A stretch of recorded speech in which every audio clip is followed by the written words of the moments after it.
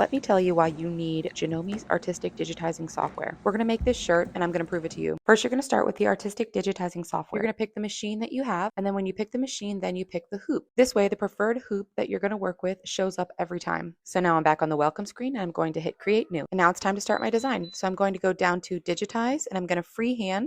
And if I wanted to change the color, I have options down in the bottom left. You have options for a color wheel, but you also have options for swatches. And then up in the top right, I'm going to make sure that my fill is what I want, but I'm also going to add an outline satin stitch. And I want that outline to be white, so I'm going to change that in the bottom left-hand panel. Now I'm going to use the shape tool and I'm going to make some circles for the eyes.